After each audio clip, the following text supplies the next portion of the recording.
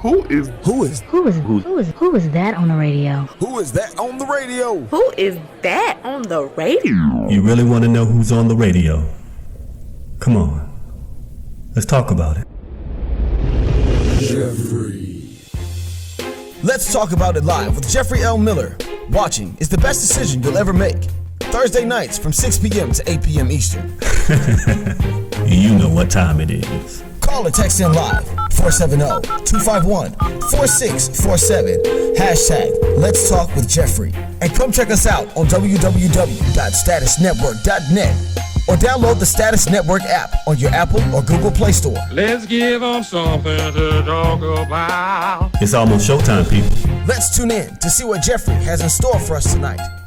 And here's your host, Jeffrey L. Miller. What is going on, Facebook family? What's going on, Instagram family? Status Network, Manifest TV, all of y'all, all of that. What's going on? It's time for Let's Talk About It Live with Jeffrey L. Miller. Every Thursday from 6 o'clock p.m. to 8 o'clock p.m. This is exactly how we do it. Now listen, one thing I get to do that I really enjoy is I get to meet a lot of talented people that are on that next wave of success, or they're already super successful and they decided to come on the show and talk about it. In studio with me today, we have Glory. Welcome. Thank you for having me. Wonderful. We also have SIXX in the studio with us. Hey, I'm so excited to be here. Wonderful. My smile is huge. It is huge. Glad that you're here. Welcome. And on the phone, we are joined by Lorna Spencer. Lauren, are you with us? Yes, I'm here. Wonderful. Thank you for having me. Hi, everybody. Wonderful, wonderful, wonderful. Now, we have talent that represents writing, fitness, and music. But don't get it twisted. Today is Thursday. Traffic was hellacious. It was hotter than a mug outside.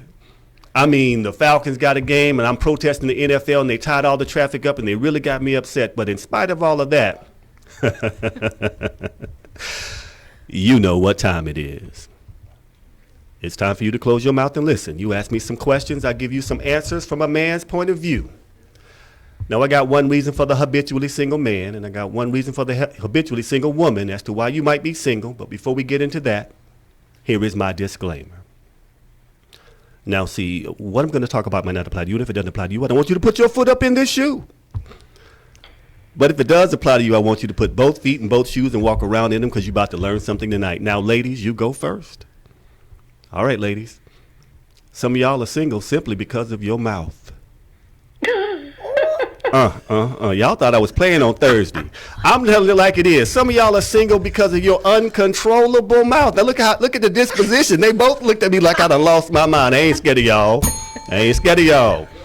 Here's exactly what I mean, ladies. Now, if your man is not treating you right, if your man is being disrespectful, if your man is being condescending in his tone when speaking to you, you ain't supposed to take that. You're supposed to speak up about that. That ain't what I'm talking about. I'm talking about when you wrong as hell. But instead of admitting that you were wrong, you go back and pull from the file from 15 years ago to say, what about that time you came home 3 hours late and you didn't call? Just so you don't have to admit that you were wrong. Ladies, we ain't got time for that type of stuff. I need you to understand, ladies, everybody makes mistakes. It's okay for you to be wrong, too. You ain't perfect. We ain't looking for perfection. What we're looking for is compassion and compatibility. But you want to pop off at the mouth every opportunity you got. And we ain't got time for all that foolishness. And that's why we're going to leave your ass single. All right, y'all thought I was playing. I told y'all I don't play that. So we're going to start with Glory. Glory, what do you think about, Glory, yes. What do you think about that reason why some women are single? I don't know that kind of woman. Okay. So I can't relate to that specifically. Okay. But I would say that in today's climate, I feel like access to people has made being single more appealing. Access to people. Correct. Social media has opened up this huge, opportunity for you to have access to people that you otherwise wouldn't have had prior. Okay. So now, I can DM someone from, LA, New York, whatever, that I would have not otherwise seen had I not been scrolling through my Instagram page. Okay. Or, an athlete may DM me and be like, hey, I want to take you out, or I want to fly you out for a weekend or whatever. Right. That would not have happened prior to social media. So I feel like having increased access to people that you didn't have prior has increased like the appeal of being single, because now you have a multitude of options that you didn't have before. Oh, I see. You think you got options.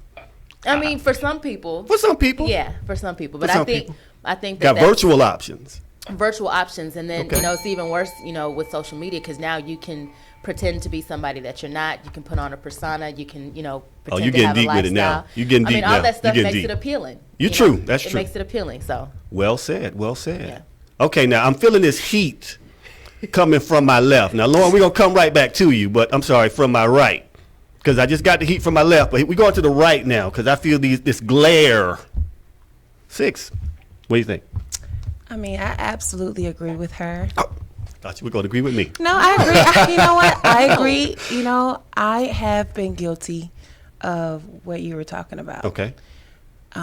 Not being able to just accept my wrongs sometimes. And, sometimes I do go back and be like, well, you did this to me, because I don't want to own up to what I did wrong. So, I mean, that is a point. But I don't think that's why people are single. Some people, not every, some women. We talking about the women right now. Yeah, just to bounce off what Gloria was saying, with social media and everything, and just having that access to so many people, it does make commitment. People have a harder time committing, and people have a harder time compromising because, there's just like, what? I'm not going to deal with this. I don't have to. I'm going to just swipe right. I'm going to swipe left, and I'm going to keep it moving. So Excellent I points. think, that has a big thing to do with it. Excellent points. Lauren, Miss Spencer, on the phone, sir. international up in this piece. What do you think about that? Why do you think some women are habitually single? Well, I agree with all 3 points. Okay. But I'm going to take a different spin on this. All right. Some women are single simply because they want to be single. Okay. I know that might be strange, but some women are content with being single. And sometimes women are single because they have not met the one.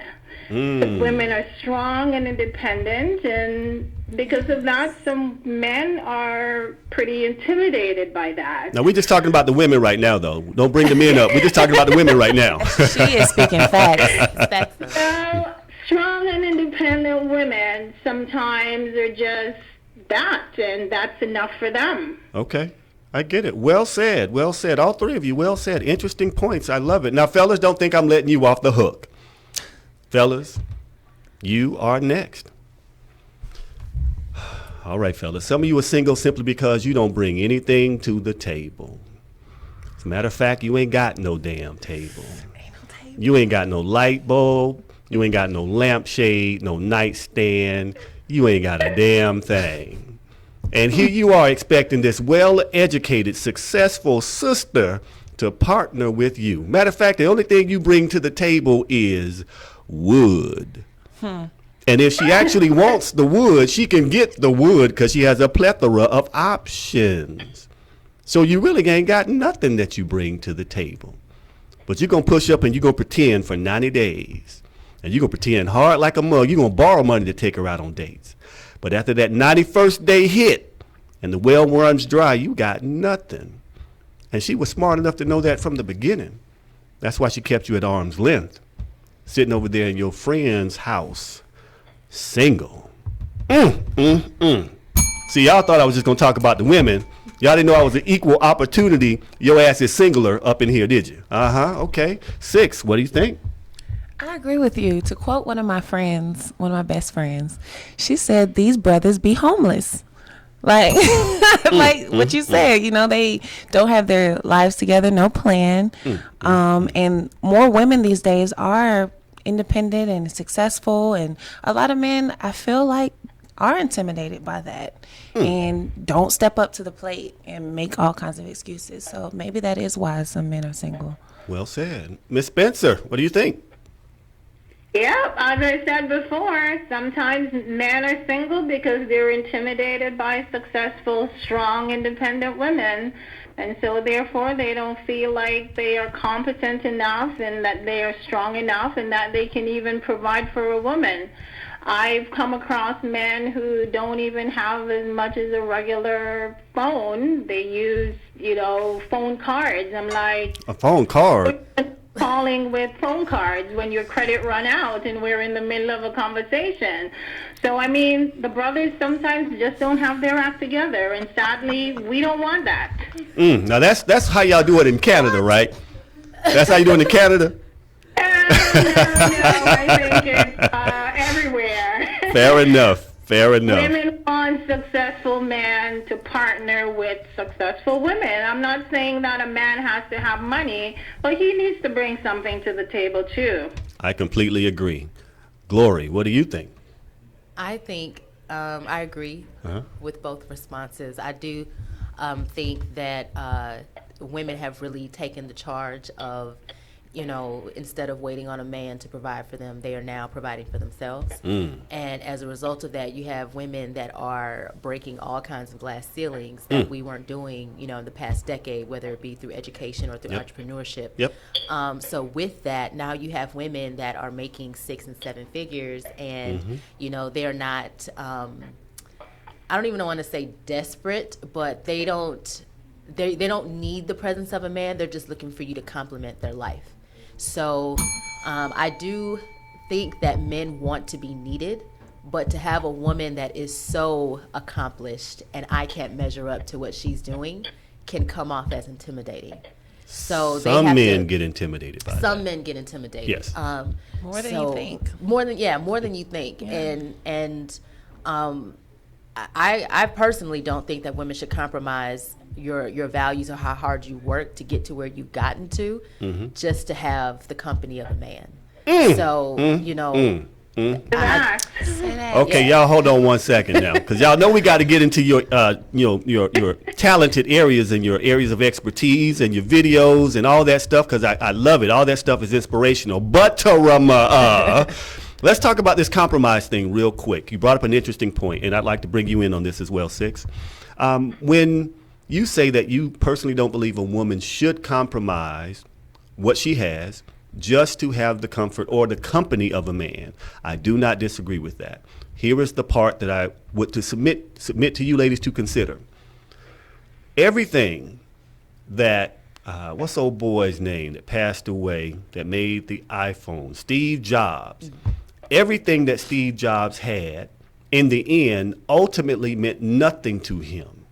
He said, I'm paraphrasing, all the money I got can be replaced, but I can't buy somebody to wear this cancer I got.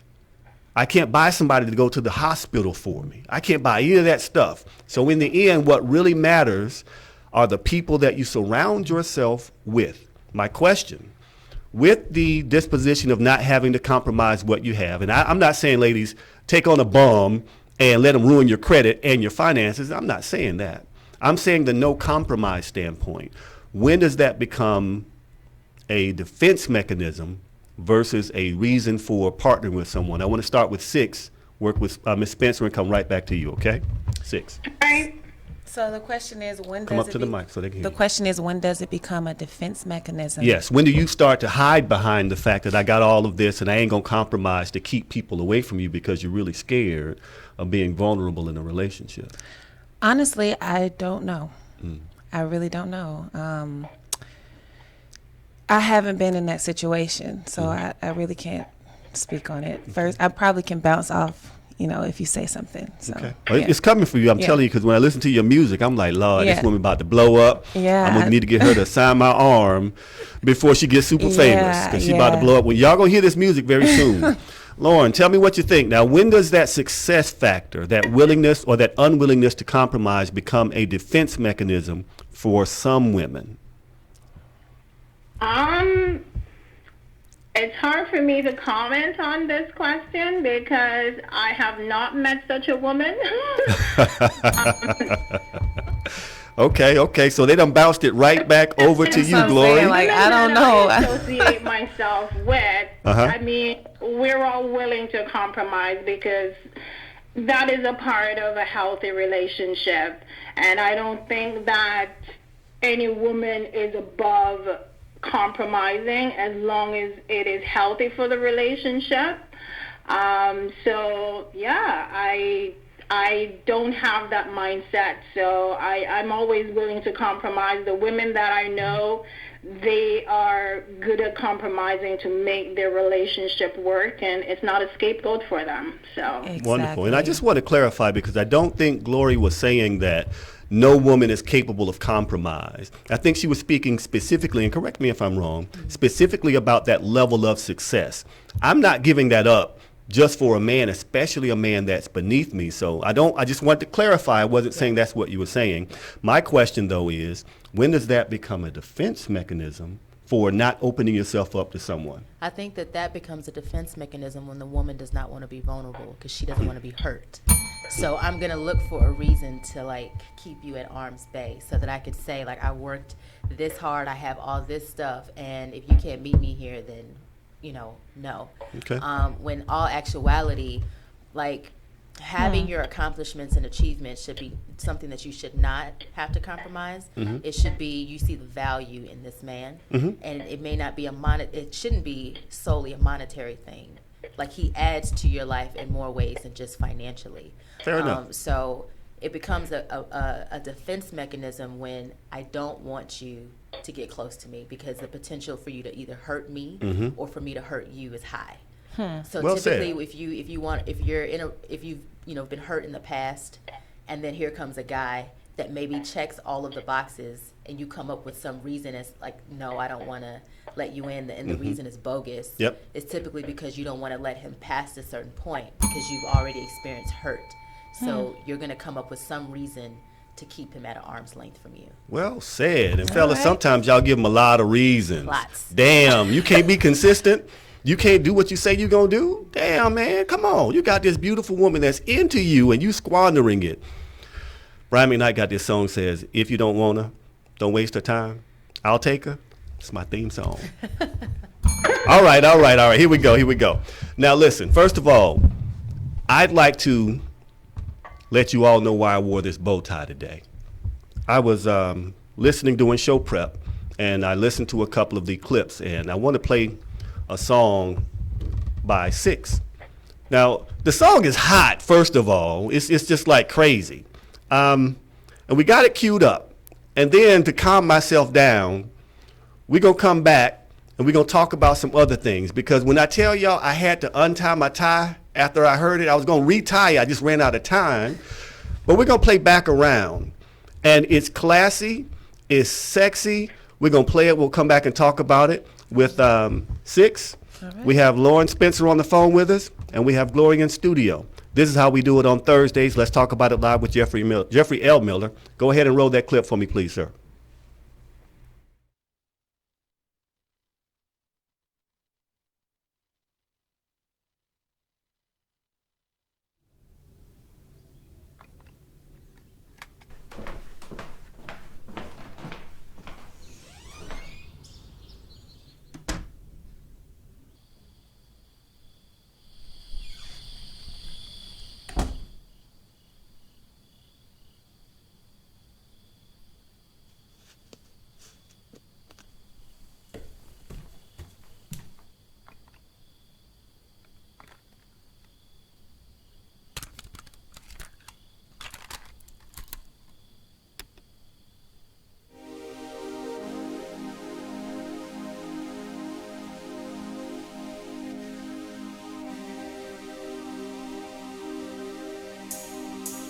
I make it look good every time.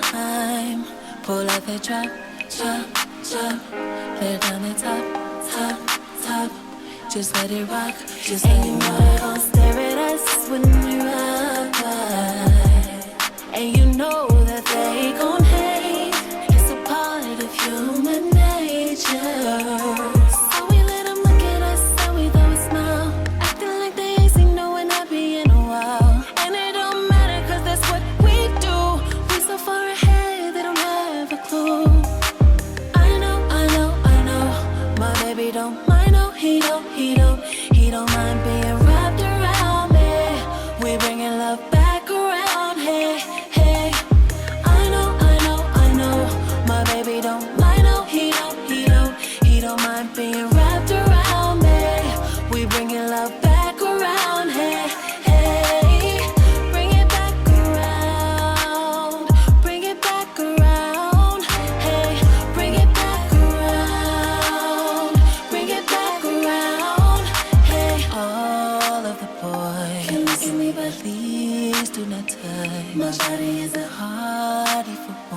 Ain't been another worthy of trusting.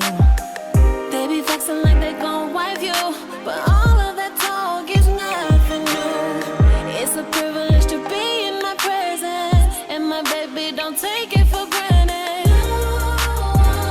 He say you'd rather be with me and nobody else. Boy, I tell you what. Now look at him, boy. I say, look at him. The music, the tone of the whole pacing of the video is just sexy. It's sexy in a way that kind of pulls you in, makes you want to know more about the story. So before we get to you, Lorna, SIXX, tell me a little bit about that song and what inspired you to write it. All right. Well, I wrote that song based on my relationship. And basically it's just saying we make our own rules. You know, it's not about what society says, you know, is right. If I, you know, me being an artist, let's just start there. I have to go places, I have to be around a lot of men, and, you know, I have to do a lot of things in the night. And it's like we have a certain level of trust with each other where it's like, you know, people be like, oh, how your man gonna feel about you being around these people? Look, that's between us.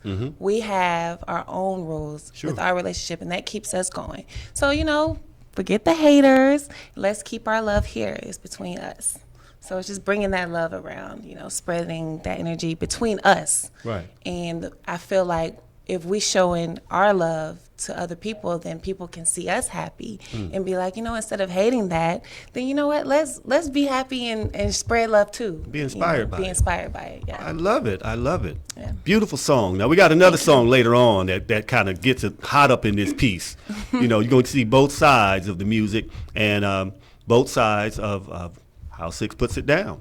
I love it. Thank you again for coming out. Now, Lorna sent me an introduction to her book in my Facebook, and I watched it, and it was powerful, and it basically spoke to the book that she wrote. Lorna, I'd like you to tell us a little bit about the book before we play the introduction to your book. Go right ahead. All right, so I'm Still Standing is a God-centric book. It's based on my personal, intimate journey through life. It is a poignant story. It speaks of how God guides me from a place of brokenness to one of restoration. So that's pretty much it in a nutshell. Understood. How long did it take you to actually write the book? It took me 6 months to write the book, but it took another year and a half to edit the book. Okay, so the editing took longer than it took you to write it. Absolutely. Okay, got it. So let me ask you this question, Lorna. What do you want people to take away from the book after they read it? I would like people to be reminded that we live in a society where God is no longer on the front page. And I want people to know that He still exists and He's still working on our behalf, and He is a faithful God. I want people to be able to love themselves, remember to love, true to themselves, to be authentic, and just to be honest with their feelings and never to settle. Whenever we're in a relationship, we should never have to settle. A relationship is not about settling, but it's about happiness and internal joy. So that is what I want people to be able to take away from this story. Okay. Understood. I appreciate that. And again, you sent me that through my Facebook Messenger. And so the thing that I saw about it in Facebook when I read it, even though I was looking at it on my phone, there was a lot of power that came through it. So I'd like to ask you this question. How would you explain the power of healing and forgiveness and how it helped you moving forward? Forgiveness is for me. Yes. And I honestly can say that before writing the book, I thought that I had forgiven the person who had hurt me. But after starting to write down my thoughts, I realized that I really hadn't forgiven him. And because of that unforgiveness, there was no healing for me. The first 2 months of writing the book, I cried. I wept. And it was then that I realized that I hadn't forgiven forgiven the person who had hurt me. And so I started to pray, and, prayer became a lifeline for me. And because of praying, I was able to forgive him, and even started to pray for him. And that's when I realized that forgiveness had come. And by forgiving, healing had also taken place. And therefore, I had taken back that power that he had over me. And keep going, I'm sorry. Also came, and that's where I found my freedom. So with forgiveness and healing, basically freedom happened. So, yeah. I love it. Thank you so much for sharing that. We're going to come back a little later with that book trailer and how people can buy the book from you and show you support on that. Thank you so much for joining us. I really, really appreciate that. Let's talk. Thank you for me. All right, let's talk to Glory. Now, listen, Glory got a lot of heat the other day because a lot of people thought her name was Gloria. But she worked for the government. And the government, like, you can't have no nicknames up in here, player. What your real name is, what your mama and daddy named you. Yeah. And it's actually Glory. Yeah. And so now that we have the record straight and corrected, Glory, tell us, what got you into your fitness journey and your personal goals when it comes to professional fitness? My mom had a stroke in 2013. Mm-hmm.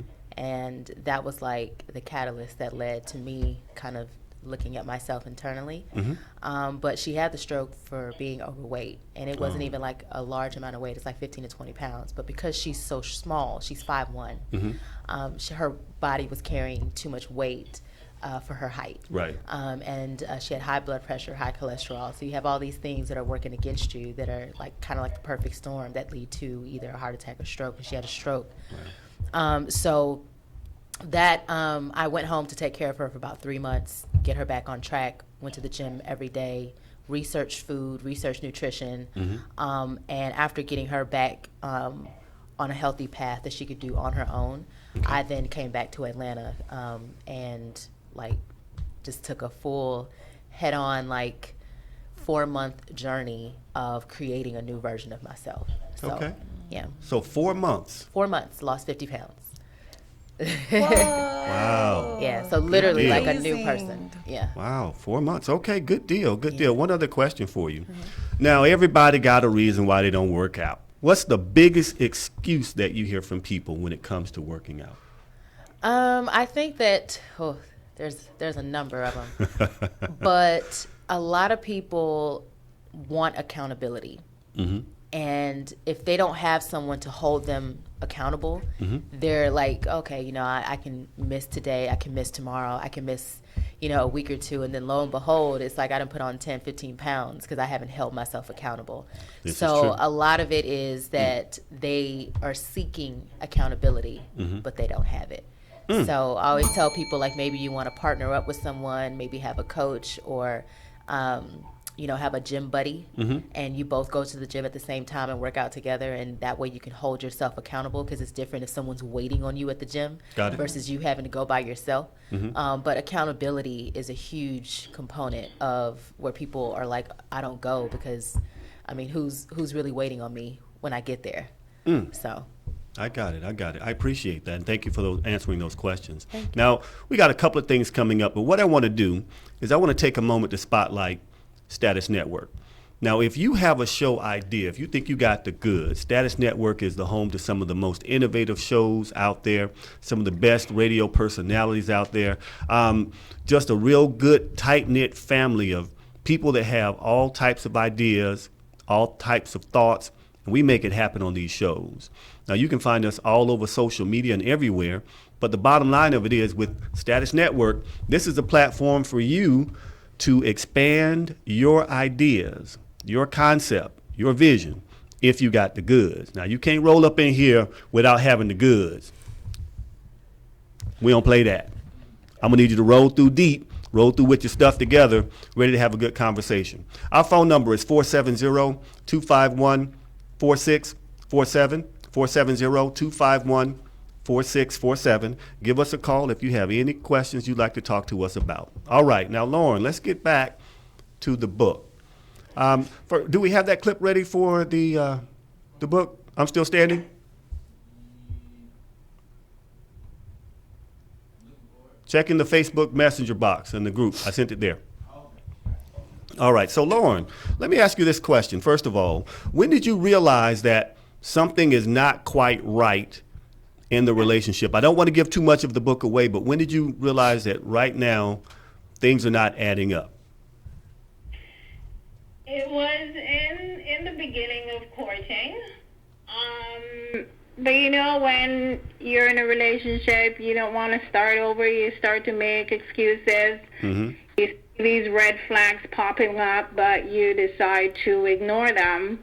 And so I did not pay attention to my intuition. I didn't read the writings on the walls, and I just went ahead because I was in love and didn't want to start over. And I mean, he was quite charming. Jones was quite charming. And so to some degree, I was manipulated as well, and my blinders were on. That's what love does to you. Mm-hmm. And so I was in a position where I was loving this man more than I loved myself.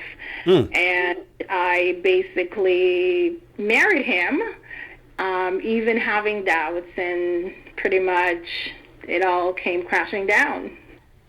So you say you married him even having doubts. As much as you care to share, what were those major doubts? The doubts were, as I said, just little nagging red flags, like the fact that when he was in my presence, his phone never rings. It never rang at all?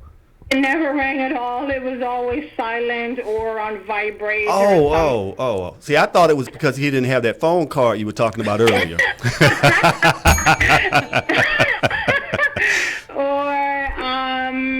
It was always protected by a password, or it was always on his person. And so I would take my doubts to someone that I trusted to bring some clarity on the situation. And I was told that I should be glad that, you know, when my man was in my company, that he's giving me his undivided attention, and that, you know, he's not hanging on to his phone and making phone calls and answering text messages. And so I laid my doubts aside and took that answer because it made sense to me. But my intuition, my doubts, and my fears were right all along. Understood. Now, ladies, I'm going to give you this information right here, and then we're going to play the clip from the introduction of the book. If your intuition is calibrated, is fine-tuned, and it has never led you wrong, trust it. Now, I watched a show the other day, and the lady accused her boyfriend of cheating. The dude took a polygraph test. It came back negative. He did not cheat. And she still kept accusing him of cheating. Her intuition is not calibrated. But if your intuition has never led you wrong, it's always been right. I would even say if it's been right 85% of the time, trust that. That's your spirit guiding you. And so I don't know who gave you the advice, and we're getting ready to play the clip for the introduction of the book. But whomever gave you that advice can't be trusted.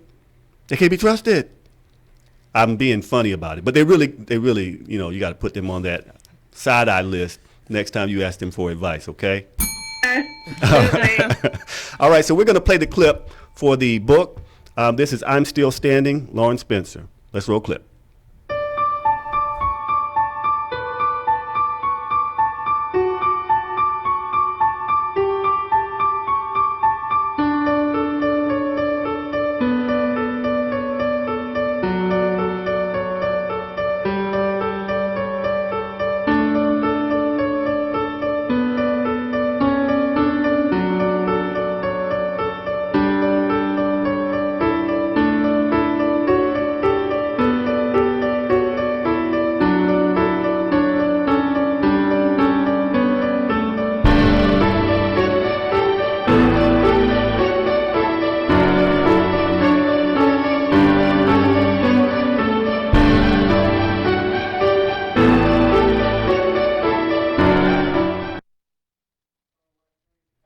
All right, all right, all right.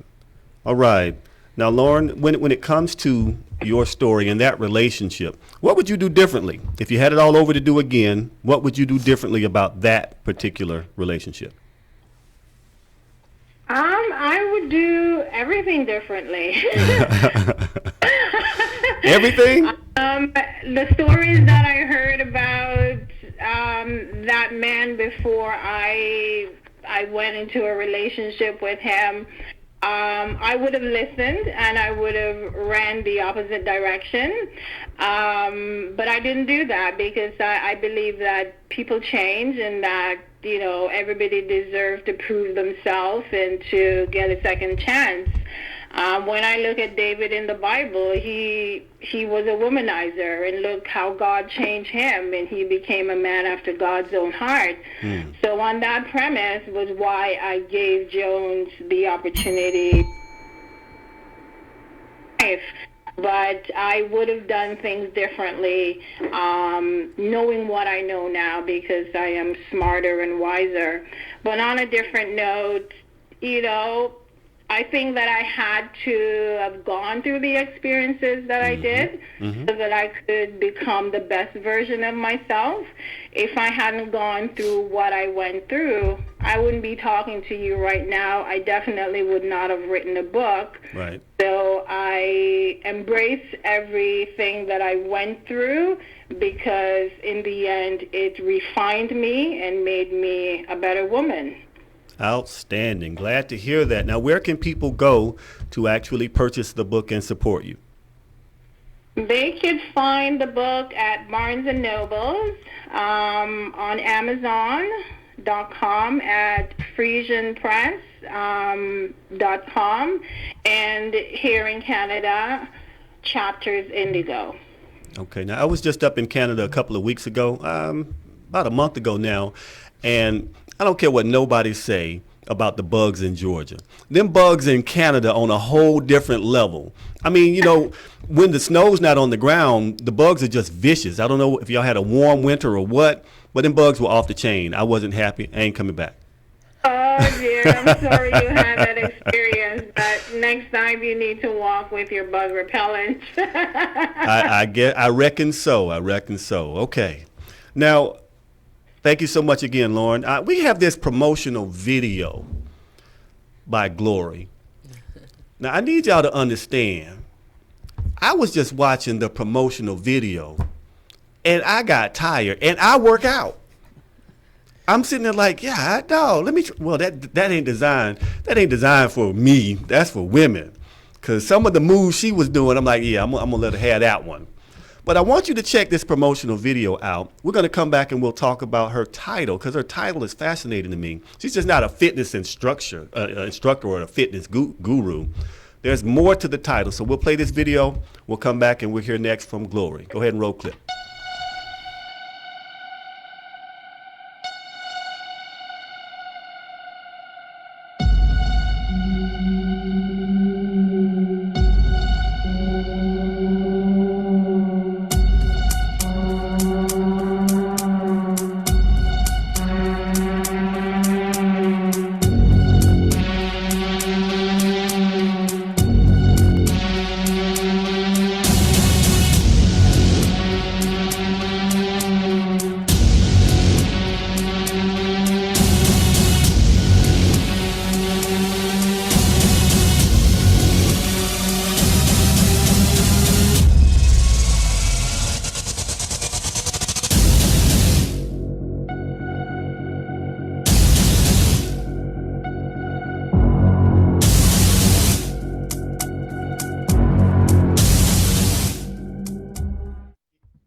Y'all ain't tired. I'm a little tired. I'm a little tired. I be working out, but you Yeah, different. that's a whole different. different. That's a different level right there, you know. So Glory. Now I noticed there were no weights. It looked like it was some type of resistance action going on. Tell us about what you got in the product that you use. Yeah, so those bands that I was wearing in the video are called Glory bands. I wonder why they're called Glory bands. Talk about product marketing right there. Go ahead. Glory band. So it does feel good to see people like, with your product that it's your name. Absolutely. But it just makes my marketing and branding very streamlined. But those are glory bands. They come in 3 different levels of resistance. Those black ones are 120 pounds of resistance, but they start at 70, 90, and 120 pounds. Okay. And I've been selling them for a little under a year now. And it's really been quite amazing to see the response, whether it be in person or on social media, to people just really liking the product and taking them everywhere. Like, whether they're walking around at work, walking up Stone Mountain. I have nurses, chefs, physicians that just wear them like all around the hospital. And then obviously people using them for the traditional sense of working out.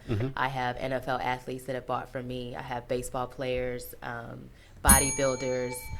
So men and women have used them as well. So okay, so you wear them all day? So some people, because of their schedule, they're like, I need to burn some extra calories. Some people are really into the Apple Watch and like the calorie burn. Yes. So those physicians that are walking around the hospital all day want to substantially increase their calorie burn. Okay. So those are the people that choose to do it. So the people have used them in ways that I did not imagine when I first started selling them. I just had someone send me a ballet dancer with them on, and she was like, these are perfect for like high kicks and stuff like that, because you have resistance that's pulling on you.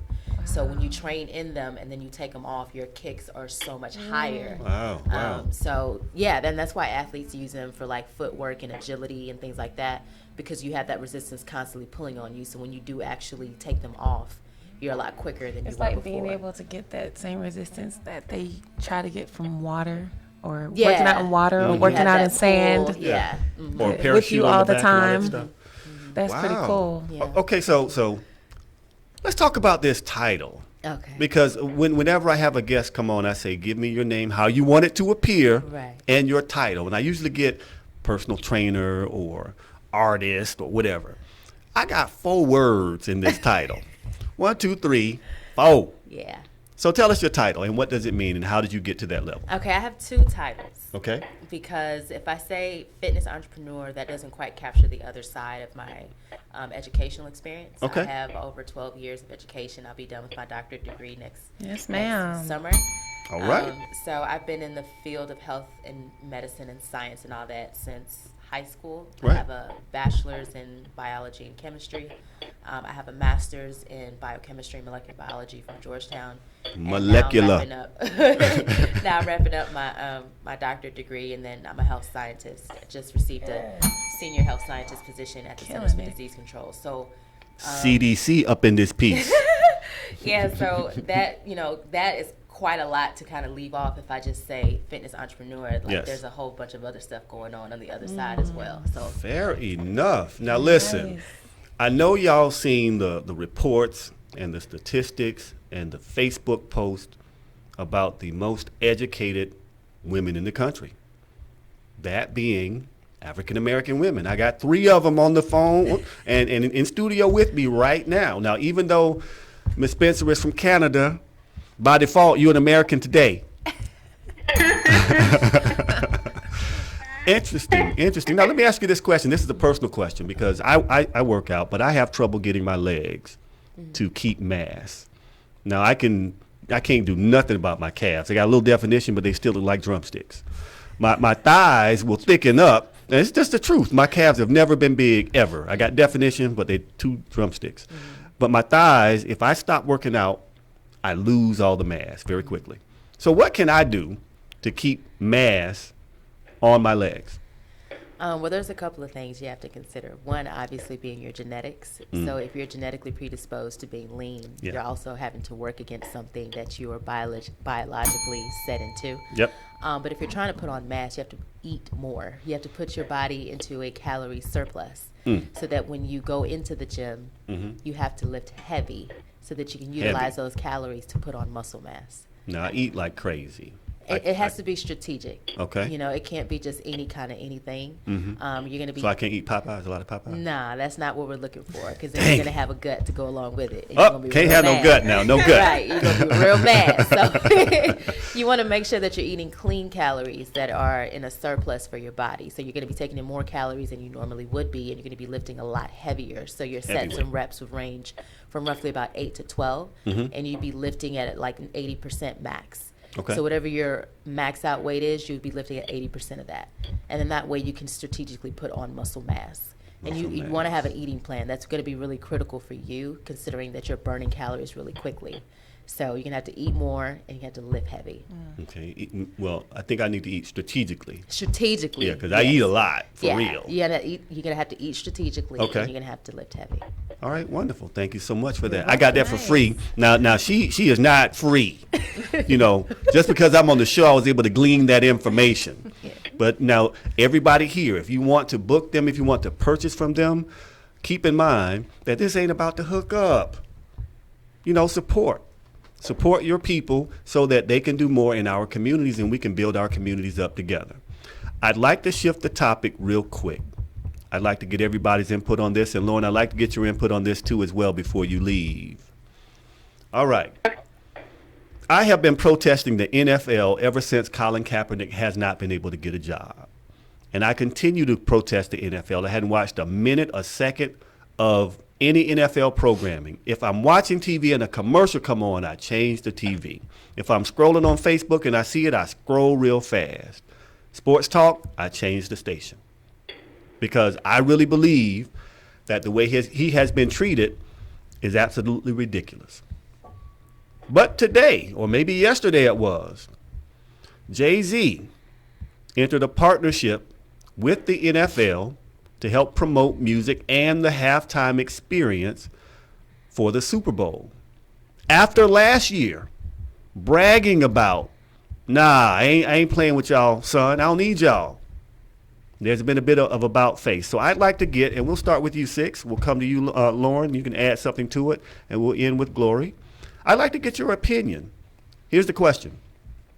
Should Jay-Z have entered that partnership?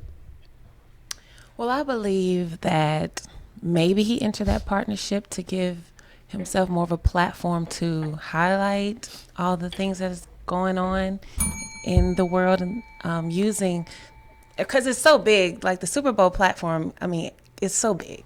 So he can use that for positive light on all the injustices going on in the world right now. Okay. I think so. I think he might be able to have that kind of mindset to do something like that. I think Jay-Z is that type of person. So, that's my take on it. Fair enough. Lauren, what do you think? Should Jay-Z have entered into the partnership with the National Football League? I don't know much about the Football League or Jay-Z, but I do know that he's a very influential individual, and therefore because of his strong voice, I'm sure that he will be able to make a difference in the partnership that he's entered into. I'm sure he will benefit from it somehow, and hopefully our culture will also benefit from it, and that's basically my opinion on the matter, not knowing too much about it. Well, you still sounded very educated, and we appreciate that.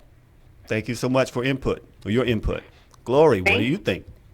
I think he should definitely have done the partnership, and I say that because if you really take a look at Jay-Z's past, I would say partnerships that he's done through the lens of social justice, whether it be with Meek Mill, with Trayvon Martin and his family. Him and his wife have done a tremendous amount of social justice issues, whether they be publicized or just under the table or just, not in front of the media. They've done a lot for our community. And so for any rapper to go sit at the table, I would be like, it would be him. You already have the reputation, you already have the resume, you already have the credibility. I think that if anybody is qualified, it would be him. That's the first thing. Second thing is I think that African Americans are really great at protesting. We're great at protesting. We're great at canceling people. We're great at being, you know, upset and being in an uproar. But then what? How long are we going to protest? Some action needs to come out of Collins, you know, being blackballed. So if anybody is going to go in there on his behalf, we don't really know exactly what Jay is going to do. But I would say at least give him a chance and let's see what he's going to do before we say, no, you shouldn't be at the table.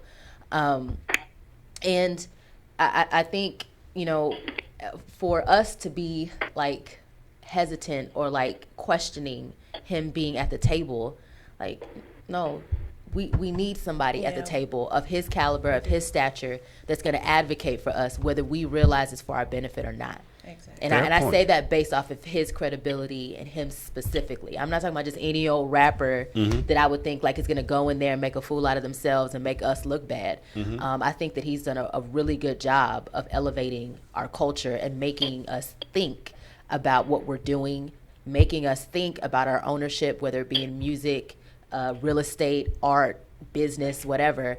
He's really the one that has brought that into, you know, the mainstream media of rap.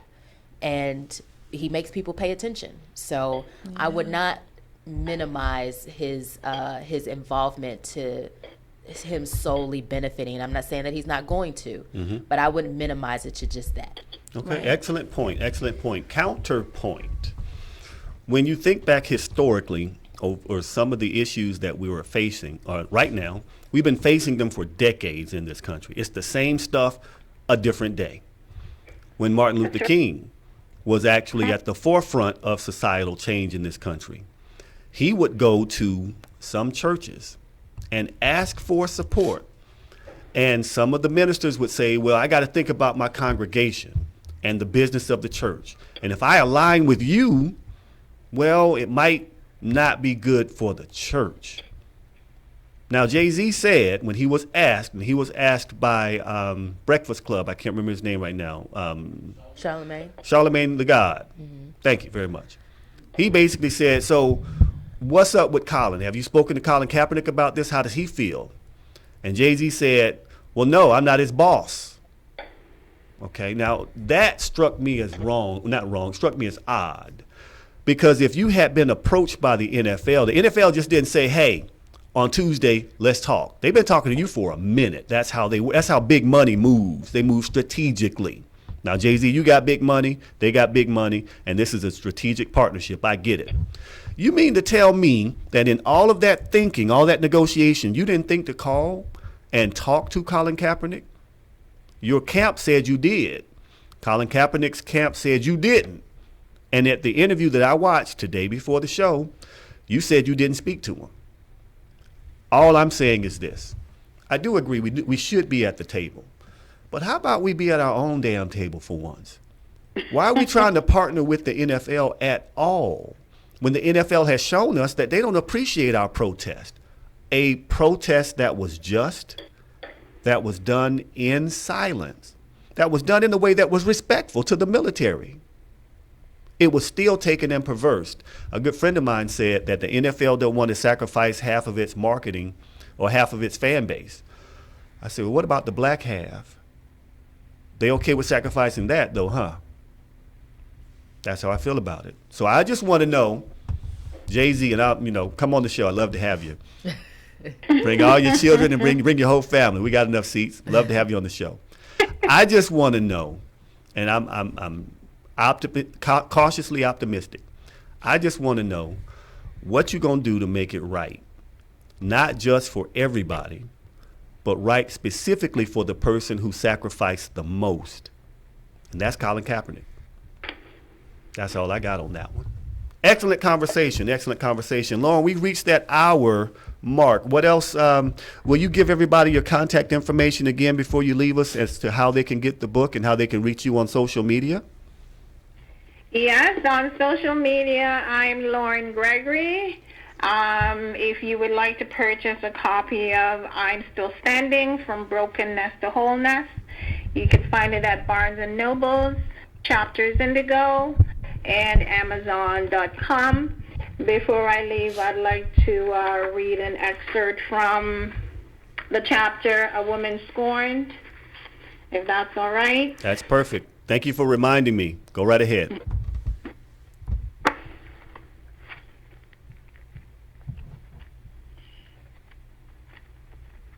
You got to get, she's scrolling to the right page right now. She's going to be reading shortly. This is going to be Lorna Spencer. She's going to be reading her book. The book is amazing. You can find the book in Amazon. Barnes & Noble. A Woman Scorned. All right. Jones was predictable. I knew that as soon as he got off the plane, he would show up at my door to plead his case and invent more lies.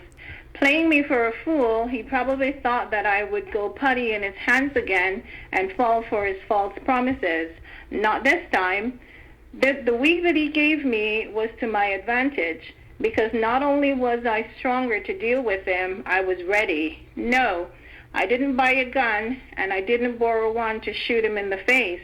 I didn't hire a hitman or cook him a scrumptious meal dosed with poison for him to eat his last supper. The payback Jones was about to receive was a punishment he would never forget.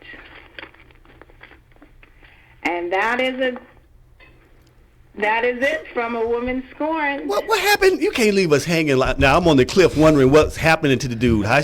You know what? That's exactly the way that you do it. You got to buy the book to get the rest of it. One more time, Lauren, if you will tell people where to go to purchase the book before you leave us. Amazon.com, Frisian Press, Indigo Chapters, and Barnes & Nobles. Wonderful. I really appreciate you taking time to come on the show. Looking forward to supporting you again in the future. And once again, thank you for joining Let's Talk About It Live with Jeffrey L. Miller, right here live on the radio, all the way from Canada. International up in this piece.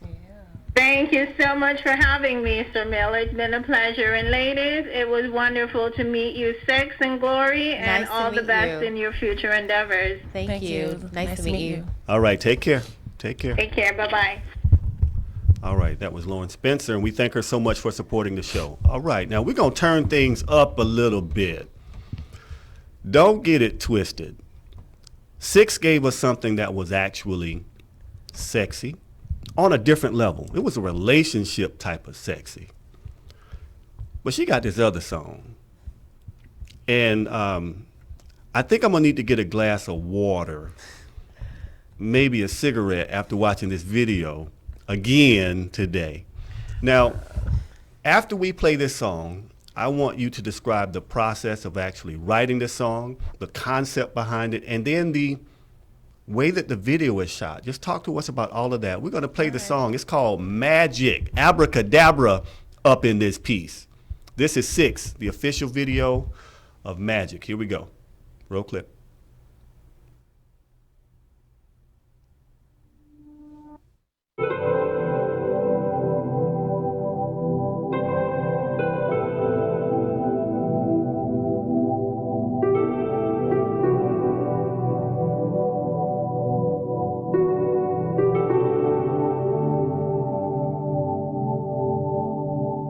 You see me dripping diamonds, you know they shine so bright.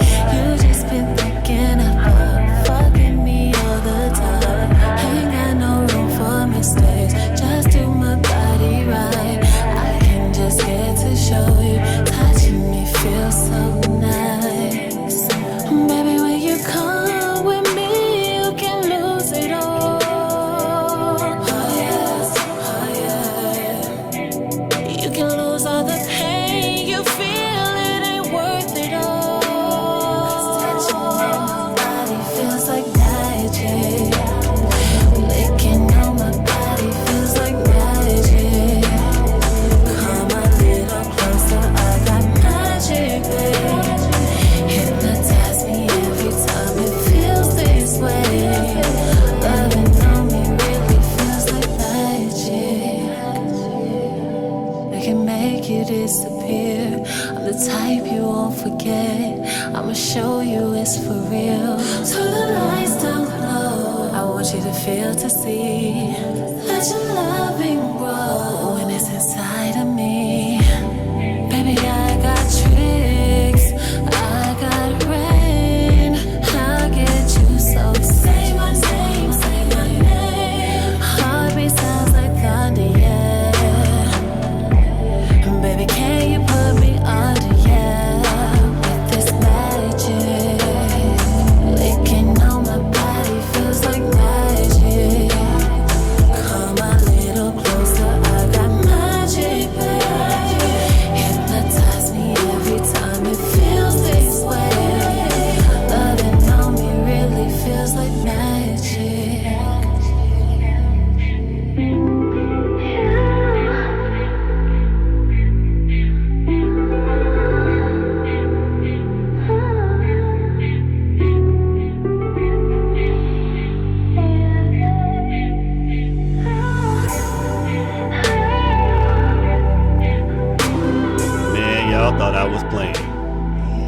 Y'all thought I was playing. Now listen, first of all, right beside me, she was redoing the choreography while the video played. And I'm like, okay, now, first of all, I'm getting tortured on the screen. I'm getting tortured right here. Woman, stop it. So, SIXX, let me ask you this. First of all, what are some of your who are some of your musical influencers, and what really got you into music? Well, some of my musical influences are Sade. Okay, love it. Mariah Carey. Okay. Toni Braxton. A lot of the older artists, real R&B singers. Okay, real R&B Yes. singers. You said older. I'm like, well, damn, you making me feel old. I mean, yeah, they are older than I am. I grew up listening to a lot of those artists. When music had harmonies and backgrounds and told stories and, melodies. So Love it. Okay. I'm influenced by that.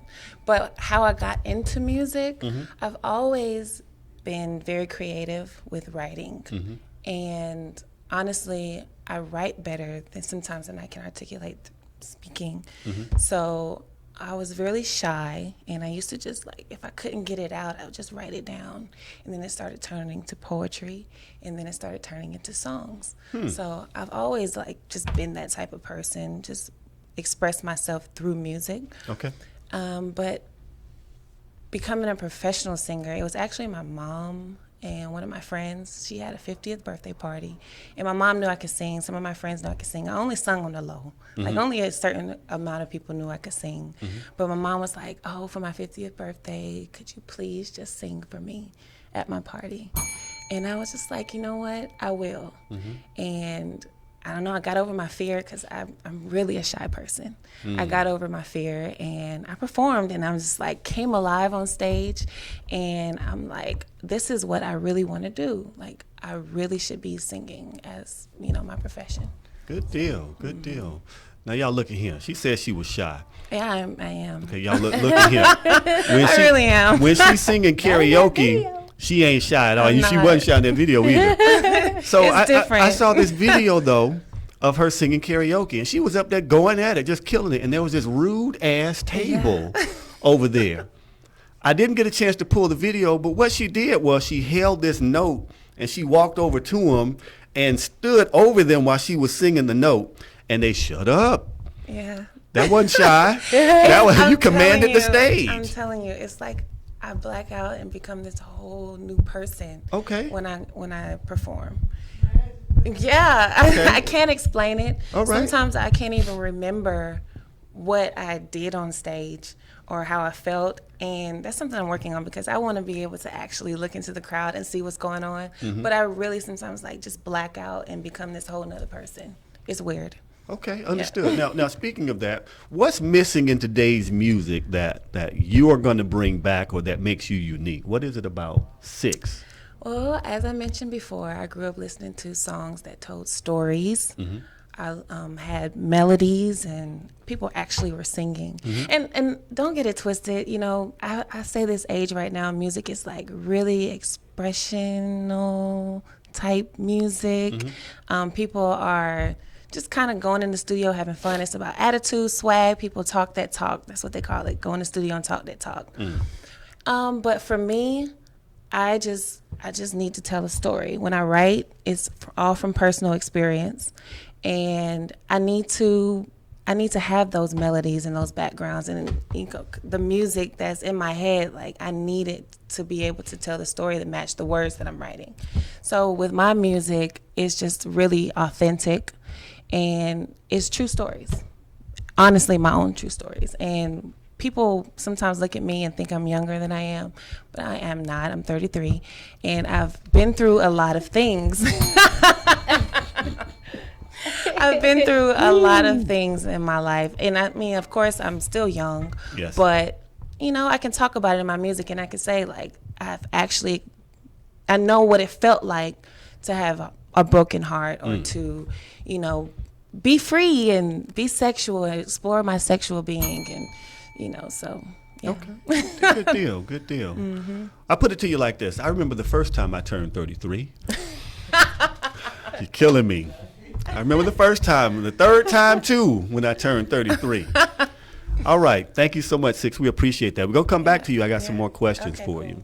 Now, listen, I was watching these videos, and I told y'all that, you know, watching these videos from Glory, I got tired. She has this one thing called Natural Glow Lifestyle, the Natural Glow Lifestyle. Before we play this video, Glory, tell us about the Natural Glow Lifestyle. So Natural Glow Lifestyle was my Instagram name when I first got on IG. Okay. So my Instagram name was Natural Glow. Okay. And then I, had a blog called Natural Glow Lifestyle. Okay. So that's where that came from. No, I'm noticing all this marketing stuff she's throwing in there. Glow short for glory. Y'all Glow, it's gonna be a common thing. The doggone genius over in this piece when it comes to marketing. I'm sorry. Go ahead. Yeah. So that's where that came from. So the clip that y'all are about to watch was produced by a friend of mine. His name is Des Moines Harrell. He basically did a short documentary of my story and like how I came to lose weight and start competing, and my mom having a stroke and everything. So but yeah, that's Natural Glow was my old Instagram name. Understood. So, yeah. Now listen, I have a lot of talented people that come on the show, and like I said earlier, I'm joined by some of them right now, and this is pretty doggone amazing. Now, we heard some amazing music. We're going to see this amazing Natural Glow Lifestyle video, and we'll come back and talk about it in just a moment. So let's go ahead and roll that clip.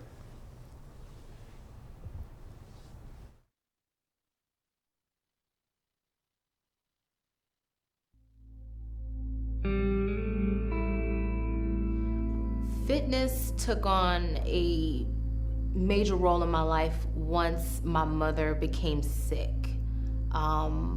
Prior to that, really didn't have a great depth of knowledge, nor did I really care about fitness or living a healthy lifestyle. It was probably the last thing that I thought of at the time.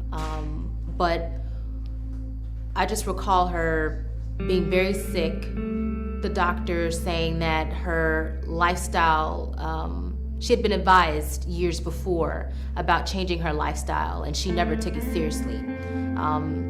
So when she became very ill, on the verge of death, I think that's when it took a very serious role in my life. I'm Gloria Inyang, and I wasn't always fit. I was always the chubby one. I did not grow up skinny or the cute one. I always struggled with my weight since I was a kid. Once my mom became sick and she was diagnosed with silent strokes, it was a wake-up call. It's like someone flipped a switch. And I realized that if we don't make a drastic change, then she's going to die. I needed to be an example to her. I couldn't just tell her that she needed to lose weight, but I needed to show her. I needed to be that example for her so that she could really understand that this is something that she can actually do. And I guess I took it to the next level.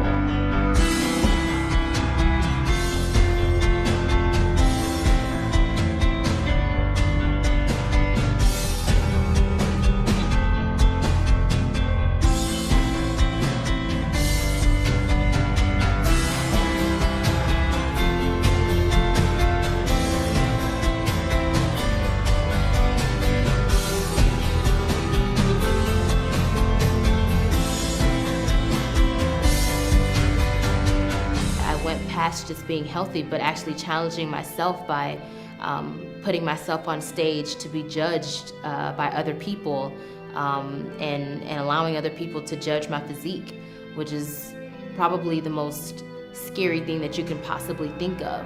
But I went from being overweight to fit and not realizing that what it took for me to get there, I had on the inside of me the entire time.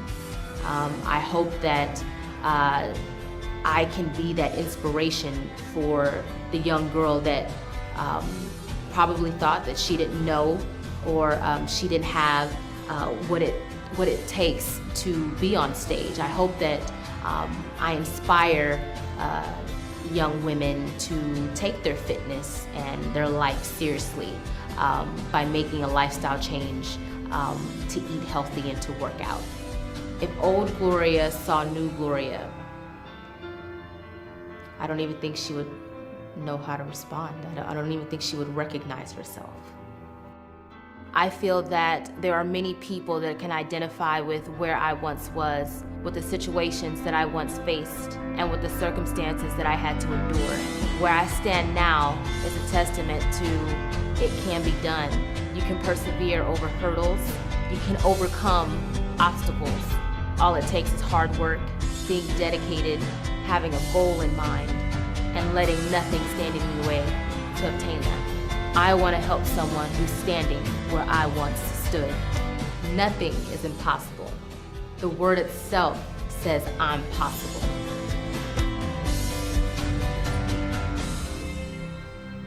Love it, love it, love it, love it, love it, love it. All right. Now, so Glory, tell us, first of all, you won first place. Correct. Out of how many people? My first show, I won first place. I honestly don't remember how many people. A whole lot of them. I was counting. It was a lot. But that was my first show. I won first place, and then I've done a few shows after that, and then I switched over to a different category, just because my body naturally is heavier. Mm-hmm. So in that video, I was really tiny. I was like when I was on stage, I was like 119 pounds. Wow. So when I competed and switched categories, I went up to 142 pounds. And my body likes being at that heavier physique. And I like being at the heavier physique. As a woman, you want your curves and all that stuff. So, yes. So right now, like I hover between 146 to 150. Okay. So yeah. All right. Good deal. Yes. Good deal. All right. We're going to change things up just a little bit. Every now and then I get inbox messages and people have questions that they want to ask. I get their permission and I talk about the questions that they ask me on air. I call this inbox drama. We're going to talk to you ladies about it tonight. Here is the scenario. Young lady reached out to me and said, Jeffrey, listen, does the body count really matter when it comes to women? This guy that I'm dating, we got serious.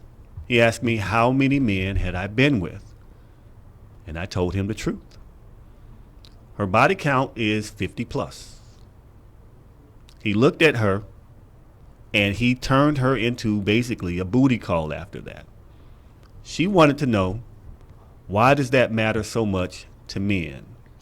Now, before I give my feedback, the feedback I gave to her, I want to start with you, SIXX. How do you feel about the body count? Is it anybody else's business? Does it matter? What do you think about that? Short and sweet. It is none of their business, and it does not matter. Now, I will say, if my boyfriend wanted to know, I wouldn't lie to him. But I don't think he should be asking in the first place. So, yeah. Okay. Period. Fair enough. Glory, what do you think? Does the body count even matter? Is it anybody's business? What do you think? No, I don't think it matters, and I despise that men even do that, because if we really just ask guys how many girls you've been with, are you kidding? Like, some guys, wasn't it Blueface the other day was like, Yes. He's been with 1,000 women Yeah. In 6 months. in 6 months? Like, And they I'm get praised for it or surprised that your genitalia has not departed from you because it's exhausted. Like, stop it. Like, it doesn't matter. Like, you can have a past where you've made mistakes and maybe you have reformed your ways, and now you're a different person. So, who are we to like hold that against you if now you're, a different person and you want to be in a relationship and, develop something new? What is that? It doesn't matter. So, It does not matter. No. It does not matter. and I feel like women are much more understanding and forgiving, because I just feel like, I'm not gonna have a broad stroke, but for the most part, guys have a much higher body count than women on most occasions, right? Not And so anymore. let's say- Not so anymore. let's say that this guy has a body count of, I don't know, 100, right? Okay. She has a body count of 20. She's not looking at him thinking, oh my gosh, I have to get out of here. She's thinking, I really like this guy. We have you know what I mean? Like, women are just willing to, like, again, compromise on certain things I'm just saying, because we're not asking how many women have you slept with. I don't ask those kind of questions because I don't want to know. Because you tell me some outrageous number, it might make me look at you out the side of my eye. Yes. So I don't ask those kinds of questions, but I just feel like the promiscuity of men leaves no room for them to be sitting in judgment of a woman and her body count. I won't disagree with that. And you make excellent points. Counterpoint. One thing that you said that you really just jumped all over me. You said that for the most part, men have a higher body count than women, and I'm going to disagree, and this is why I disagree. Okay. Y'all got special rules that apply to y'all. Like if it wasn't good, he don't count. Or, if you wasn't really feeling him, it still don't count. He could just be somebody you hang with. You just saw him one time, and you forgot about him because you forgot about him. He fell off your facts. I ain't going to call it the garden tool facts. I'm just saying, women, y'all know y'all got these rules where y'all exclude certain men from the count. If he was fine back then, but he fat now, he don't count. You know it's the truth, ladies. You know how y'all roll. Men, Chris Rock warned men about this. Don't ask a woman her real body count because you really don't want to know. And that's the truth. From the standpoint of women being, men and women being promiscuous, I would say it's pretty damn close. I will still say that men are more promiscuous. I'll just say women are better at it as they are with most things, with disqualifying people off of their promiscuity list.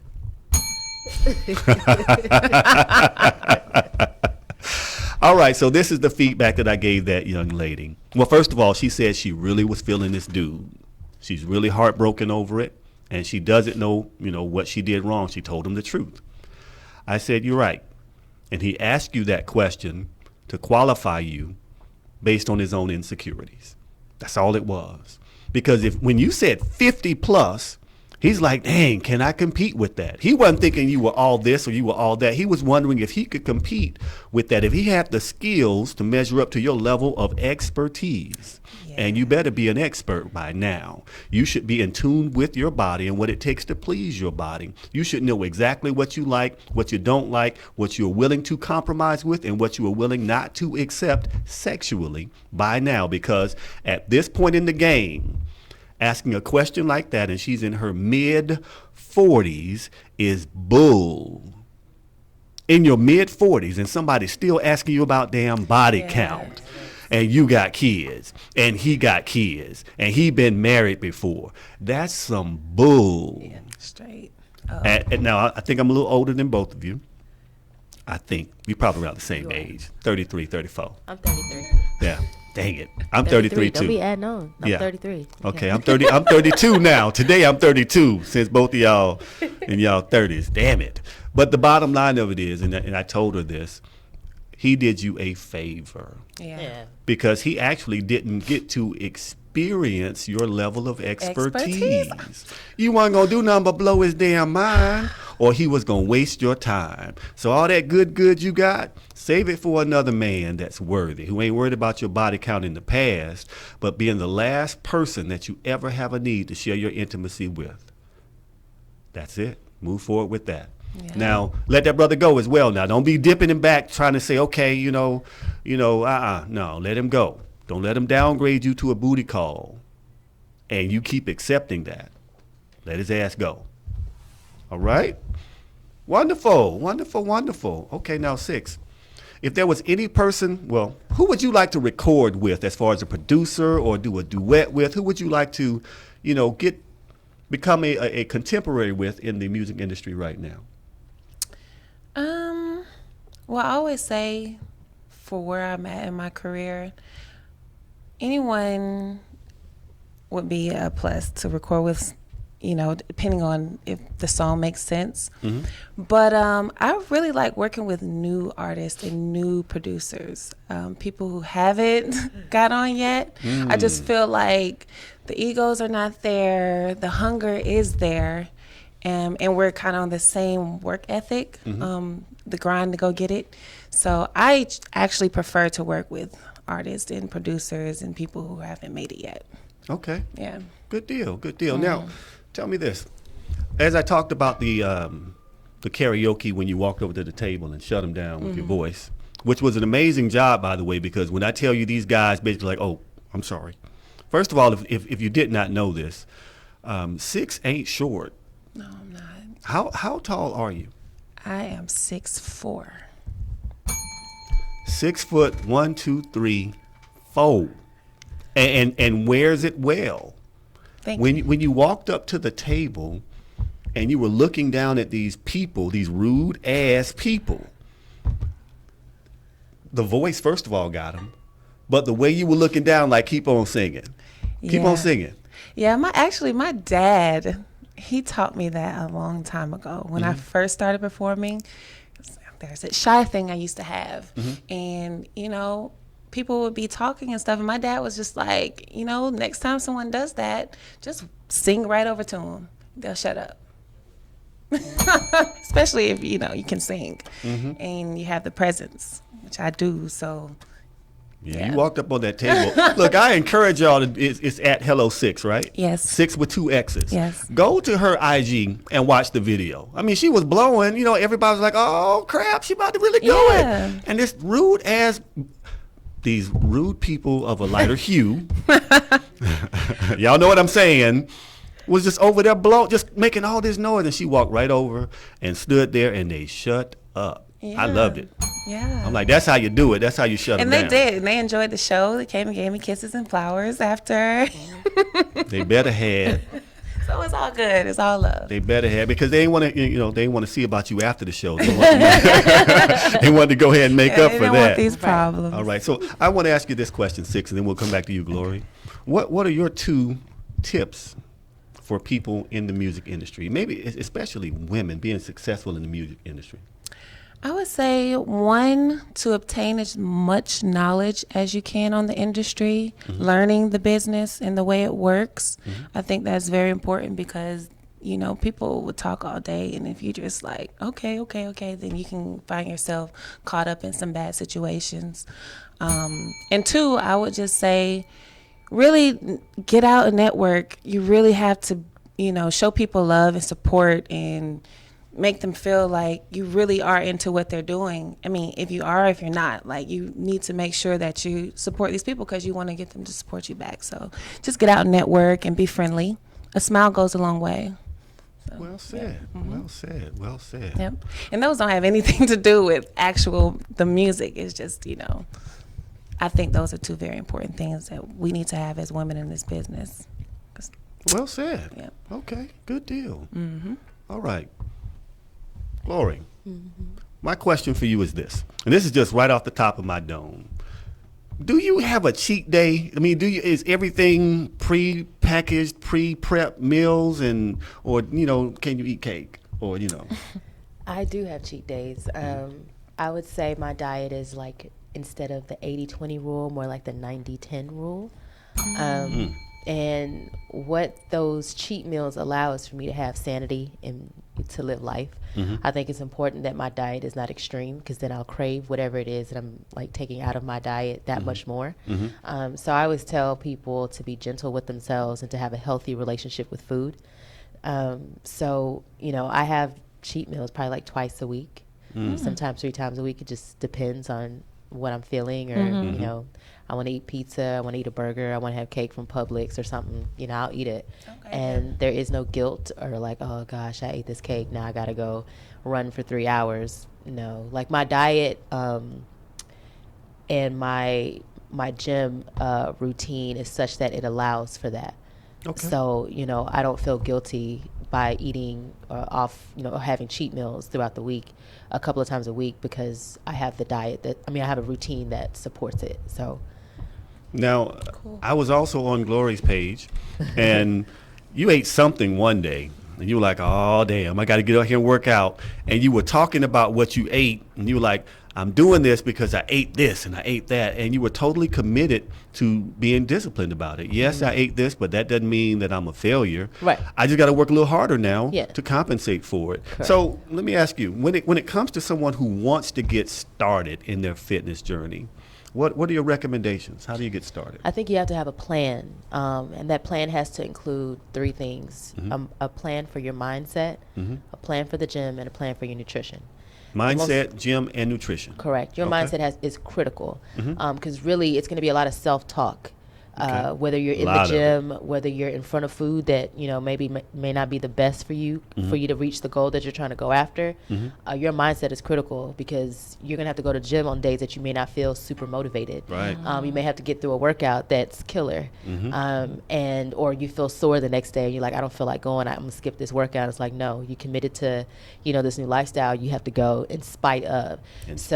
You know, having a plan for your mindset is critical. And with that, I have motivational content that I listen to every morning, faithfully. Absolutely. I get up at 4 a.m. The first 30 minutes of my day is consumed with motivational content. And what that does is it structures my day. It kind of revs me up and gets me prepared and kind of centers me. And then I can, you know, get up out of bed and, you know, get dressed and go to the gym. I'm at the gym by like 4:45, 5 o'clock. So that sets my routine up. And even on the days that I don't feel super motivated, it's me getting to the gym that feels good afterwards. Going into the gym, you have to have a plan. You don't want to go in there blindly and not know what you're doing and aimlessly. That's people that's in there for 2 and 3 hours and, you know, I don't really know what to do, looking at machines. You know, and I'm not one of those people. Right. In the damn way. And I don't like being in there like that long. I want to get in and get out. So I'm in there for like an hour and 15 minutes. Every now and then I'll have a euphoric moment and I'll be in there for 2 hours on a Saturday where I'm like, okay, this is like therapy. I'm going to hit every machine. But that's like rare for me to be in there for 2 hours. But for the most part, hour and 15-minute workout in the morning. I have a plan. I know exactly what body part I'm going to hit. I know the routine that I'm going to hit. And then every now and then I'll train with another trainer to just give my body a shock. And then in terms of my diet, everything that I did to lose the 50 pounds in the beginning, I still do now. So nothing was extreme, nothing was crazy, nothing was, you know, oh my gosh, I'm never doing that again. Everything I ate, drank, you know, the number of meals I eat, I still eat to this day. And I did that on purpose because I didn't want my results to go away. So I wanted to be able to lose the weight, keep it off, and maintain it. And it's been 5 years now. So when people tell me, like, you know, about all these diets and things like that, I always ask them, how do you plan on doing this for the long term? Because that's how I think of it. If you tell me that I'm doing no carbs, do you plan on doing no carbs for the rest of your life? And the answer is a resounding no. You're going to trip and fall and land on cake at some point in time. Well, you're going to trip and fall on cake. You're going to land on cake. You're going to land on some pizza. You're going to fall into some hamburgers. You're going to fall into something. So, you know, I always tell people, into some hamburgers. Be real with yourself. And that's when, you know, I was telling you to have a healthy relationship with food. Let's not demonize carbs, and let's just say I'm not taking in as many right now. Maybe I'm taking them in the morning and maybe keeping them off my plate before I go to sleep. That's a different relationship with food versus saying no carbs. I'm not eating any carbs. You can't demonize rice. You need rice. Just depends on where you're sourcing it from. I like rice. So if you're sourcing real rice, brown not rice, plastic rice, right? none of that overseas stuff. Yes. But if you're sourcing your rice from the right, you know, place, instead of maybe white rice, you're doing black rice or brown rice or quinoa, then that's a better source of rice than you eating white rice. And that way you're developing a healthy relationship. You're not taking anything out of your diet where you're going to crave it that much more. So a lot of my friends have done that. We're like, oh, I'm doing keto. And then they'll hit me up and be like, all right. What is keto? Well, keto is when you increase your fats and proteins. You cut carbs out of your diet completely. You cut, don't quote me on this, but I'm thinking you also cut out sugar as well. And so you send your body into ketosis where it's using fat as an energy source instead of glucose, which you would get from carbs. So when you do that, you lose weight, but these people are typically doing it for a short amount of time. But I ask, like, after the ketosis, you know, after you've done this diet, then what? You haven't really developed a healthy relationship with food. And I'm not even demonizing the keto diet, but I just ask, like, do you plan on eating carbs after this? Because I know you're going to want some pizza. I know you're going to want bread. I know you're going to want some, you know what I mean? To say that you're never going to eat that again, I don't think is realistic for most people. So I always tell them, find a healthier source of that item and figure out at which time is the best day to consume it, and maybe not consume it in large quantities like you did before. That way you still have that in your diet and you're still able to maintain the results that you got. So I love it. Yeah. I love it. Yeah. Now you heard the scientist speak now. you can hear how she went through. I didn't know what keto stood for. I thought it was a key that you kept on your toe or something like that. But it's ketosis. I didn't know that. You know, I'm not into those fad diets anyway. I try to watch what I eat healthy. I eat a lot, and weight still won't stick. But I'm gonna take your tips now. You know, do. Because the heaviest I've been in my whole life was 191. And you couldn't tell me nothing. I was diesel in my mind. Diesel. Struggling at 181 right now. Struggling. That's where I was. Struggling. Y'all just don't understand. Sometimes I get on that scale say 177. I'd be mad as hell. Like you. Struggling. I don't know how lucky I am, but I'm still mad. Okay, so here we go. Let me ask you this question right here. And this is for both of you. Let's talk about passion. When did you discover, SIXX, that music is your passion? I would say when I was a little girl. Okay. Like I said earlier, music became just a way for me to articulate myself to people. Writing songs, writing poetry. I just did way better writing, and music was a part of that. So when I was little, really. Little as in? Yeah, as long as I can remember. Wow. Had my first solo at church when I was 7. Oh, wow. Blew it, but I still did it. You blew it? Yeah. Well, you were 7 though. Yeah, but I blew it, and I was so upset. Did you forget the words or something? Yeah, I forgot the words. I was so nervous. My mom was like, "Sing, Kristen," and I'm like, "Ah," but it was cool. I got back and did it again. Good deal. So you didn't just give up then? No, I've gotten booed and everything. It's losing words, forgetting melodies. Like all the way booed? Yeah, well, it was like half and half. They was mad at me because I pretty much forgot the words and I froze. Yeah. Well, how were you when that happened? I was about 23, 24. So that was yesterday, right? Yeah. yeah. But Okay. Never quit. Absolutely, never quit. Yeah. All right, I love it. Now, Gloria, you talked earlier about the reason you started. Correct. From what you saw happening to your mother. Yeah. Now, along the way, tell us about those moments where it might have been difficult for you to keep going and how you got the spark going again, if it happened. It hasn't, to be honest with you, and I think it's because of the way I went about it. The only time I've ever been forced to be out of the gym is when I've had an injury, and even then it's like, golly, I miss my routine. But it hasn't been a struggle as far as not being motivated or inspired to maintain the lifestyle, and it's just because I've just set a foundation that was gentle, if that makes sense. When you say gentle, what do you mean? Meaning it wasn't like an extreme diet. Oh, okay. It wasn't, I guess to me, when I say 6 days a week, when people ask me how many days I work out, that's like, damn, that's a lot. But that's what I did to lose the weight, and that's what I do now. So it's just like a new normal for me. It's normal for me to work out 6 days a week. It's normal for me to eat like this. My diet is balanced. I haven't drank juice in 5 years. I don't eat dairy. Wait. No juice at all? No juice. Pomegranate? Flavored water, that's it. I do not drink juice. See, I thought that was like vodka with a splash of cranberry in that thing. It's flavored water. Flavored that's water. It. I will do infused water with fruits. That's it. So no juicing even? I have not done juicing, and that's because I get hungry. I don't do well with juicing, but I don't speak against. I think it's a great tool if you want to detox or jumpstart a new regimen or whatever. But I have not successfully done a juice regimen because I'm hungry, and I lift super heavy. Okay. So I eat. I eat a lot. So when you say super heavy, I see the resistance bands, and I saw you doing some deadlifts. So when you say heavy, how much are you working with? My max on squat is 225.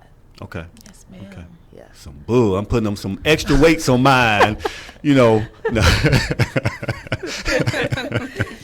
When you're lifting that heavy, and when you're lifting weights just in general, your appetite, your metabolism goes up. Absolutely. So even while you sit on the couch, you're still burning calories. So Absolutely. You're hungry. So. Okay, Yeah. fair enough. Now, I'm going to tell you something that happened in the gym to me the other day. Uh-oh. Okay, and this is a true story. I ain't making this up. This is me in the gym. Okay. So I go in, and I'm working out. I'm doing chest. I'm on the bench, flat level set, pushing up. And what happens when I start to get weak, I'll imagine something's happening to my granddaughter or my son or my daughter, so I can get the extra energy to get this weight up off me. And I got to push this, beam that's falling from the roof that's, on all of us now. I'm a superhero if y'all didn't know. And I could not get that damn weight up for nothing. You dropped it. No, I didn't drop it. I'm like this. And thankfully, the biggest, swollest brother in the gym came up, one-armed it, rah, like it was nothing, and helped me out. Now, I had 245s on both sides, so don't get it twisted. I was really trying to get it. You should be glad it wasn't a woman. Like, what if I came in and just, oh, you need some help? I ain't intimidated. I would have been like, what's your phone number is? Hey. What you doing after this? Yes, Hey, you gonna save me. You need something to eat after all saving me. Hell. But no, that's exactly what he did. He came over like it was nothing. He was like, ugh. And I'm like, thank you, brother. He's like, no problem. Damn. I want to throw the whole gym away. So mad. But hey, you know what? I'm not mad because I was stuck for real. And I'm in my head, okay, how am I going to get out of this? Do I let it down and roll it down my body? What do I do? I'm not joking. I'm really going through this stuff. Yeah. But he helped me out. And I got it up 4 times. I was going for 5 and I couldn't get it up that 5th time. You know, just Well, that's good. hey, don't That's get it good. twisted now. Yeah. But yeah, I was done for real. He saved my life. Thank you, brother. Yeah, thank you, brother. All right, so listen, I got some clips that we're going to play coming up very soon. But I want to talk to you ladies about something different. Let's go back into the dating realm. Now, I don't want to get all up in your business, of course. But how difficult is dating in Atlanta for you? SIXX, how difficult is dating in Atlanta for you? I ain't getting all in your business now. So, you know, if your current is, you know, you don't want to talk about it, talk about your past when you were dating. Okay, well, when I was dating, and it was a while ago, and like we mentioned earlier, social media has come along and it's changed everything so much. So back when I think it was a lot easier 5 and 6, 7 years ago. I was telling my friends, I don't know what it's like to be in this swipe era. Swipe era? Yeah, the swipe era. You know, I'm like, I wonder what it's like to get on the app and be like, you know, I don't like this person, swipe left. I like them, swipe right.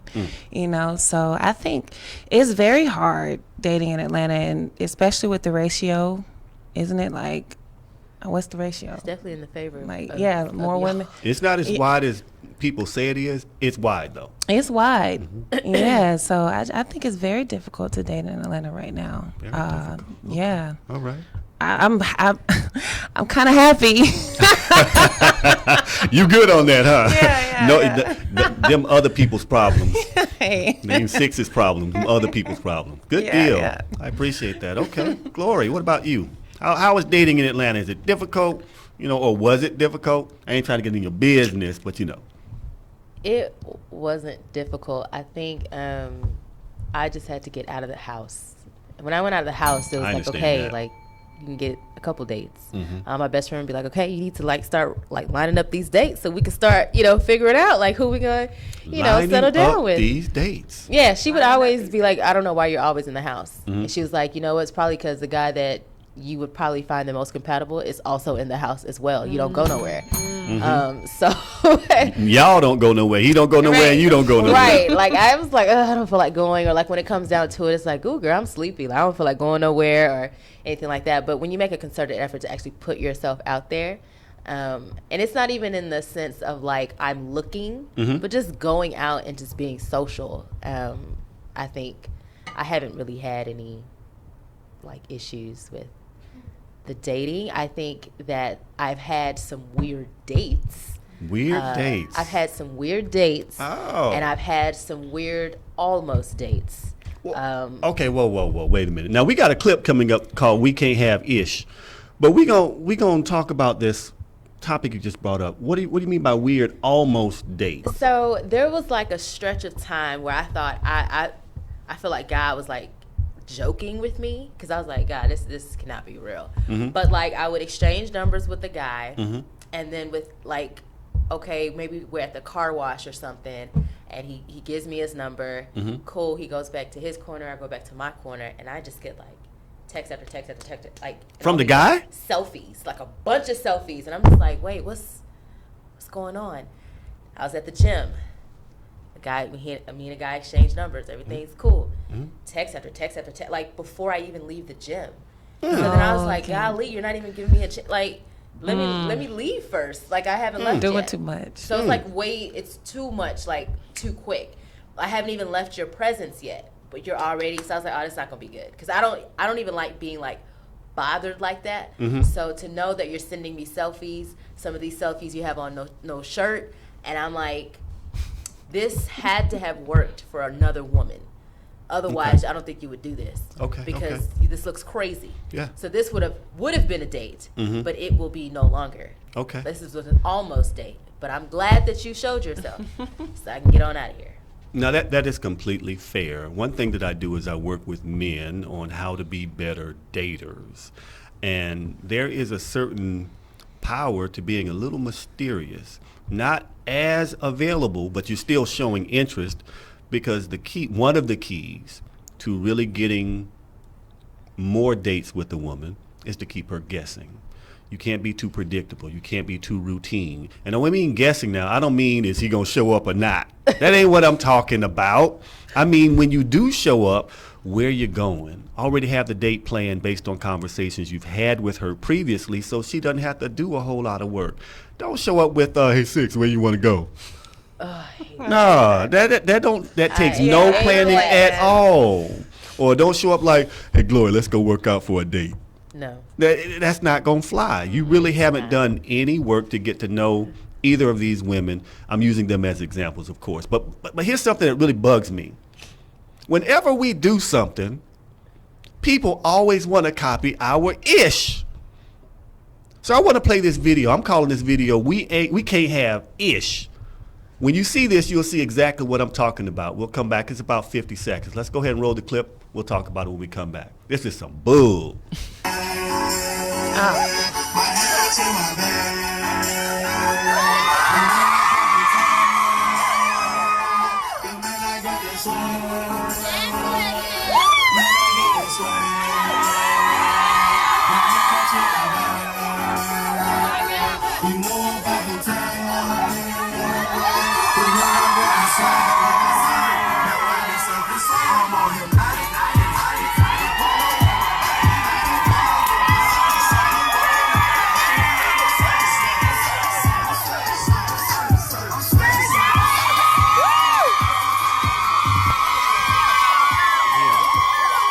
Can't have ish. We didn't do that for y'all. That was our stuff. Swag surfing is ours. Now y'all done took it. Like y'all took everything. You know what? Let me stop. No, they haven't taken it. They haven't taken it? It's still ours? It's still ours. Okay. That's still our anthem. That's still our anthem? Y'all sure? That's our anthem, yeah. I don't know now, because they be trying to take some of everything. Well, I tell you what. Now, we're coming up to the end of the show. What I'd like to do at this point is I'd like for you to share how people could follow you, get your music, get those glory bands if they needed them, and reach you on social media. We start with you, SIXX. You can follow me on all social media platforms at HelloSIXX, HelloSIXX.